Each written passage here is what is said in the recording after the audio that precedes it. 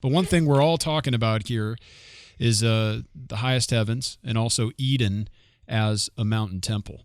And that's such an important theme. It's really new to people who haven't done the biblical theological work. It might even sound strange at first.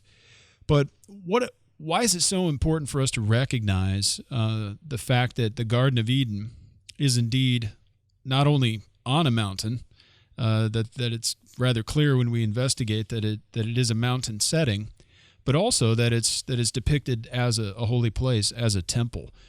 How does that lay the foundation for us, or at least set the correct trajectory as we start tracing these themes throughout the Bible? Yeah, so there's a lot. I mean, that's a great question because what it does is it helps us connect Sinai to Eden right off the Yeah, bat, right. right? I mean, Exodus even calls Sinai the mountain of God. That's God's mountain. Mm-hmm. But I think Sinai itself is embodying the mountain of Eden, as it were. And so what you get then, you then have a third mountain, and that would be Mount Zion.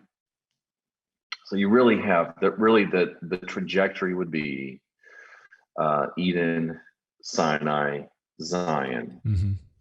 and how all three of those mountains anticipate the mountain, if you want to think of it like this, the mountain of the new creation, of the new heavens and new earth. How it's in it metaphorically understood that would be a gigantic mountain.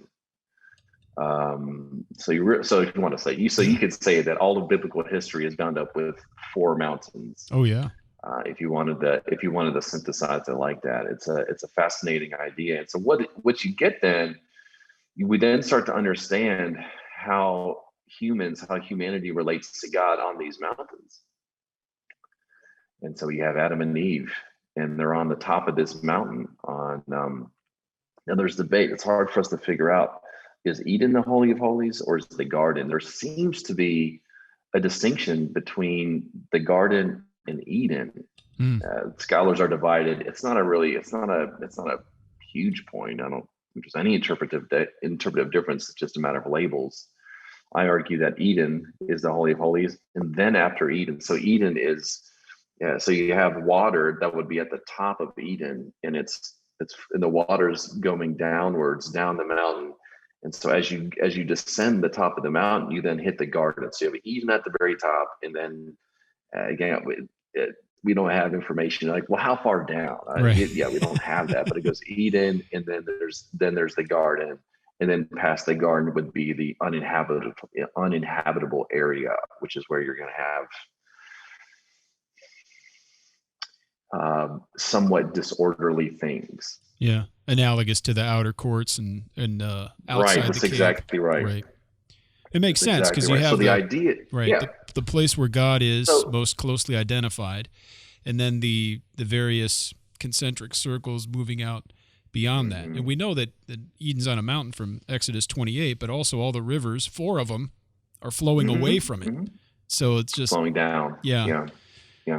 And so the idea then is that, well, Eden's got to come down the mountain. Adam and Eve, they're priest kings, and this is where Beale and some other Old Testament scholars say this, but well, they've got to get Eden down the mountain. They've got to plant this thing. They've got to cultivate it. They have to create images that do this temple labor, sanctuary work that will go down the mountain. You're working with creation. You're bringing order, stability. You're protecting the environment so that when, let's say, a serpent comes, you can cast out that serpent from God's presence from this mountain. And so the idea with it is they would then slowly descend this mountain, and then over time they would then fill the entire earth with a garden mountain sanctuary, so that really when they successfully pull this thing off,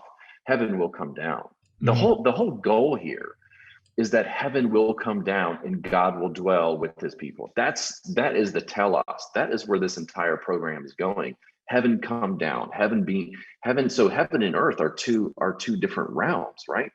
Well, the whole idea is that the two realms will be one realm, that they will converge. That's precisely what we get in Revelation 21 and 22, that there's not two different realms, there's one realm.